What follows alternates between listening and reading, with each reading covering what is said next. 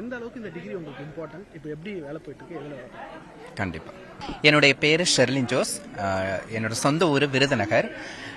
நான் இந்த படிப்பில் படிக்க வரும்போது படிக்கிறதுனாலே ரொம்ப பிடிக்குங்க. ஏன்னா ஆரம்பத்துலலாம் வந்து பெக்கிங்லாம் போகும்போது சின்ன சின்ன பசங்க எல்லாருமே காலேஜ் ஸ்டூடெண்ட்ஸ் எல்லாருக்கிட்டையுமே பெக் பண்ணும்போது அப்போ நினைப்பேன், அவ்வளோ தகுதிகள் இருந்து நம்ம இன்னமும் பிச்சை எடுக்கிறோமே அப்படிங்கிற ஒரு வருத்தம் எனக்குள்ளே இருக்கும்.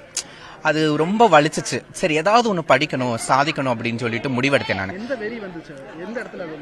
நான் பெக் பண்ணேன் பாருங்களேன். அப்போ வந்து பசங்க, அதாவது அந்த பசங்களுக்கு தகுதி இருக்க, நம்ம தகுதியை வந்து எதை வச்சு பேசுவேன் அப்படின்னா கல்வியை வச்சு பேசுவேன். அவ்வளவு தகுதி இருந்து நம்ம போய் இது பண்ற, நம்மள இந்த பசங்களாம் கிண்டல் பண்றாங்களே அப்படி ஒன்று வந்தது. இன்னொன்று என்னன்னா, நான் என் மனசுக்குள்ள ரொம்ப ஆழமா பதிச்சுக்கிட்ட விஷயம் என்ன அப்படின்னா, கல்வி மட்டும்தான் ஒவ்வொரு தனி மனுஷனுக்கு ஆகச்சிறந்த ஒரு வெற்றியை தேடித்தரும், ஒரு நல்ல மரியாதையான ஒரு பாதையை தேடித்தருன்னு என் மைண்டில் அந்த மந்திரம் ஒட்டிக்குச்சு. அப்போ படிக்கணும் 12th பெக்கிங் போய் தான் நான் படிச்சுட்டு இருந்தேன். 1071 மார்க்ஸ் எல்லாம் ஸ்கோர் பண்ணேன். ஸோ அதுக்கப்புறம் மேற்கொண்டு எனக்கு படிக்கணும்னு ஆர்வம். ஆனால் எங்களை பற்றின புரிதலே புது புரிதல், எங்களை பற்றின புரிதலே நிறைய பேருக்கு தெரியாமல் இருந்தது. அந்த சமயத்தில் வந்து காலேஜுக்கெல்லாம் நாங்கள் போவோமான்னு எங்களுக்கு தெரியாது. எங்களுக்கு நிர்ணயிக்கப்பட்ட தொழில்கள் 2 மட்டும்தான். ஒன்று செக்ஸ் ஒர்க், இன்னொன்று பெக்கிங். அந்த மாதிரி தான் இருந்தது.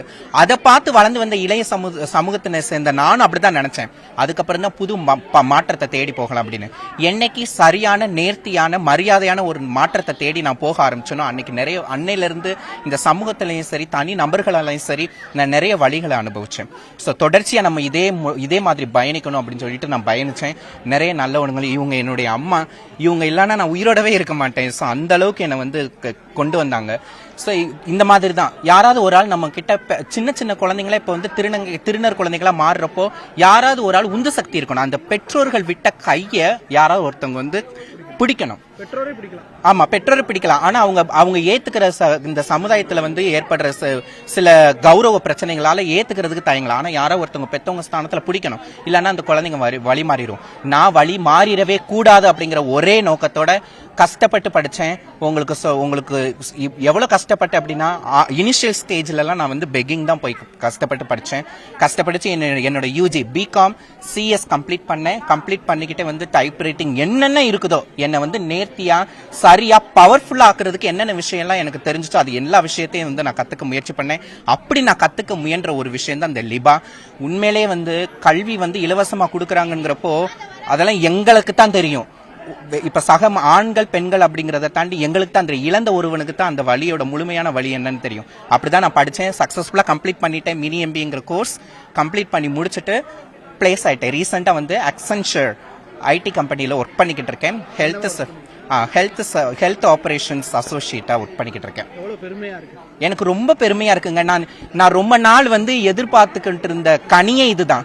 இதை நான் சுவைக்கணும் தான் ரொம்ப நாளா எதிர்பார்த்துக்கிறேன். என்ன கனின்னு கேட்டீங்க அப்படின்னா, இன்னைக்கு ஐடில இருந்து ஃபர்ஸ்ட் டே அப்போ எனக்கு வந்து கேப் வந்து கூப்பிட்டோம். மேடம் நீங்க கீழே இறங்கி வர்றீங்களான்னு சொல்லி இருக்குது பாத்தீங்களா, அந்த வார்த்தை. நான் ஏறி உட்காந்து அதுல பயணிச்சு அந்த ஐடி கம்பெனிக்குள்ள காலை எடுத்து வச்சு போனப்போ இருந்த சந்தோஷம் என்ன தெரியுமா?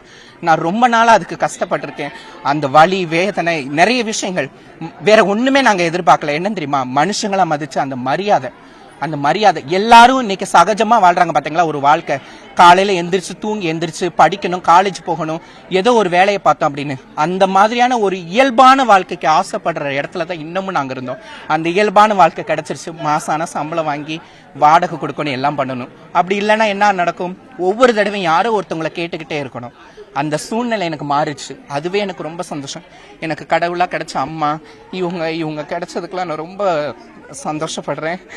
கண்டிப்பா இது மாதிரி நிறைய திருநங்கைகளை வந்து ஊக்குவிச்சுக்கிட்டு தான் இருக்கேன். இன்னமும் ஊக்குவிப்பேன்.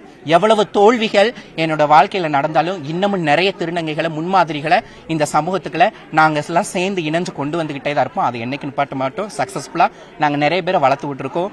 இன்னமும் நாங்க நிறைய பேரை வளர்த்து விடுவோம் அப்படிங்கிற நம்பிக்கையை நான் சொல்றேன். ரொம்ப ரொம்ப நன்றி லிபாக்கு, கடவுளுக்கு நன்றி, எல்லாருக்குமே நன்றி. கல்வி ஒருத்தரை உயர்த்துன்றதுக்கு நீங்களும் ஒரு உதாரணமா இருக்கீங்க. All the best. Thank you so much. என்னோட பேர் வந்து ஷமி. நான் தேனி மாவட்டம் கல்லுப்பட்டின்னு ஒரு கிராமத்தில் தான் வசிச்சுட்டு வந்துட்டு இருந்தேன். ஃபஸ்ட்டு இந்த மாதிரி இருக்குன்னு சொல்லும் போது பெற்றவங்க ஏற்றுக்கவே இல்லை. நான் வெளியே வந்துட்டேன். அதுக்கப்புறம் நான் 12th தான் முடிச்சிருந்தேன். அப்போ வந்து இங்கே சென்னையில் வந்து எல்லோரும் யூஸ்வலாக என்ன பண்ணுவாங்களோ அதான் பண்ணிட்டு இருந்தேன். அப்போ 12th முடிச்சதை வச்சு நான் வேலைக்கு கேட்டுட்டு இருந்தேன். எங்கேயுமே வேலை கிடைக்கல. அதுக்கப்புறம் சகோதர அமைப்பு மூலயமா லைலா காலேஜில் மினி எம்ஏன்னு சொல்லிட்டு ஒரு கோர்ஸ் போகிறதாக சொன்னாங்க. அது இல்லாமல் எம்ஐடி காலேஜில் PRP2 ட்ரோன் பைலட் அப்படின்றது ஒன்று சொன்னாங்க. 2 கோர்ஸுமே முடிச்சிருக்கிறேன். இப்போ இந்த கோர்ஸ்லாம் முடிச்சதுனால தமிழ்நாட்டில் ஃபஸ்ட்டு டிரான்ஸ்ஜெண்டர் ஒயிட் கலராக நான் ஒர்க் பண்ணிகிட்ருக்கேன். 1 இயராக ஒர்க் பண்ணிட்டேன். ஒயிட் கலர் ஒர்க்குனா இப்போ வந்து நார்மலாக வந்து கவர்மெண்ட் எம்ப்ளாயோட சகஜமாக உட்காந்து பேசக்கூடிய பவர் எனக்கு இருக்குது. அப்படின்றதுனால நான் வந்து கார்பரேஷனில் சூப்பர்வைசராக ஒர்க் பண்ணிட்டுருக்கேன். ஒரு பேஷோ மீட்டில் ஒர்க் பண்ணிகிட்ருக்கேன். ஃபஸ்ட்டு அந்த கம்பெனியில் இது வரைக்கும் எந்த ட்ரான்ஸும் எடுக்கலை. ஒயிட் கலராக நான் தான் எடுத்திருக்கிறேன். அவங்க என்னை நம்பி எடுத்தாங்க. ஃபஸ்ட்டு 3 மாதத்துலேயே பெஸ்ட்டாக கொடுத்து பெஸ்ட் அவார்டும் வாங்கினேன். அந்த கம்பெனியில் பெஸ்ட் அவார்டு வாங்கியிருக்கிறேன். இதுக்கப்புறம் அந்த கம்பெனியில் வந்து எனக்கு அப்புறம் டிரான்ஸ் மென்னுங்களையும் எடுக்கணும்னு சொல்லி டிரான்ஸ்மென் பசங்களையும் எடுத்து அங்கே வேலைக்கு பார்த்துட்ருக்காங்க. டிரான்ஸ்ஜெண்டரும் எடுத்து வேலை பார்த்துட்ருக்காங்க.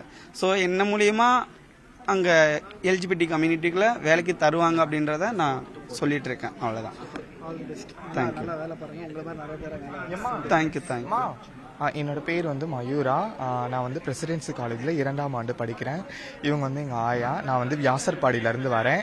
எங்களுக்குள்ளேயே ஆயா அம்மான்னு தத்தெடுத்துக்கிடுவாங்க. அந்த வரைமுறை உங்களுக்கு தெரியும், நான் சொல்கிறேன். நான் வியாசர்பாடியிலேருந்து நான் காலேஜுக்கு போகிறேன். டெய்லி நான் 2nd இயர் தான் படிக்கிறேன். வாழ்க்கையில் ரொம்ப கஷ்டப்பட்டுருக்கோம். நான் என்னோட ஃப்ரெண்டு மூலியமாக தான் நான் இங்கே வந்து படித்தேன். தங்குறதுக்கு சாப்பாடு, உணவு, உடை எல்லாமே இவங்க தான் பார்த்துக்கிறாங்க. எனக்கு ஒரு அம்மா ஸ்தானத்தில் அம்மாவும் இவங்க தான் கிராண்ட் மதர். அவங்க பெரிய ஸ்தானத்துலேருந்து அவங்க பார்த்துக்கிறாங்க.